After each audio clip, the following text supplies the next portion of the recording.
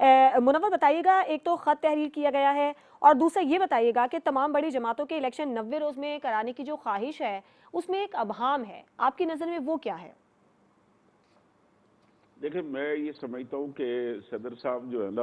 58(2)B والے ہوتے تو آج الیکشن کمشنر ان کی بات سن لیتا۔ بالکل یہاں سے 58(2)B نکلنے کے بعد صدر صاحب کا زہر جو ہے نا وہ نکل گیا ہے، ان کے ڈنگ میں اب کوئی اثر نہیں ہے۔ وہ اب ان کی ایک اخلاقی حیثیت ہے، وہ سربراہ مملکت ہے، ان کی بات سننے کے لیے اب چیف الیکشن کمشنر جو ہے ان سے ملاقات ضرور کرے گا، لیکن اس بات کی کوئی امید نہیں ہے کہ وہ ان کی بات مان بھی لے گا۔ دوسری طرح یہ ہے کہ 90 دن کے اندر الیکشن ہونے چاہیے، اور ہماری یہ اسکرین اس بات کی گواہ کہ ہم مسلسل اس بات کے اوپر ڈیبیٹ کرتے رہے کہ الیکشن کو کسی بھی حالت میں جو ہے وہ آئینی مدت سے باہر نہیں جانا چاہیے، لیکن یہ ہے کہ بعض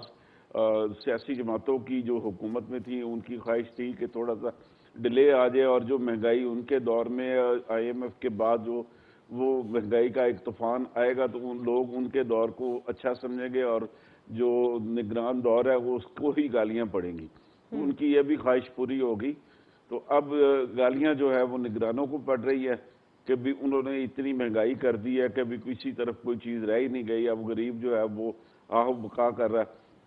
تو اب پرانی حکومت جو ہے وہ اچھا لگنا شروع ہو گئی ہے، تو یہی ان کی خواہش تھی کہ تھوڑا سا ان کو ٹائم مل جائے اور الیکشن جنوری فروری تک چلے جائیں، تاکہ جو ہے وہ سینسس کے نام پہ جو انہوں نے ایک رکاوٹ کھڑی کرنے کی کوشش کی تھی حلقہ بندیوں کے حوالے سے، تو وہ رکاوٹ جو ہے اس کی وجہ سے وہ الیکشن ڈیلے ہو جائیں گے۔ عوام کی میموری بڑی شارٹ ہوتی ہے، وہ جو جیسے ہی یہاں پہ IMF سے ہونے والے مذاکرات کے کامیاب مذاکرات کے نتیجے میں جو مہنگائی ہو رہی ہے، جی اس کے بعد وہ لوگوں کے وہ ان مسیحا بن کے دوبارہ ان کے پاس آئیں گے اور ان سے کہیں گے کہ ہم نے تو معیشت کو سنبھالا دیا تھا، نہیں تو ملک ڈیفالٹ کرا تھا، لیکن یہ نگران راحل ہے جو ان چیزوں کو سنبھال نہیں سکے اور مہنگائی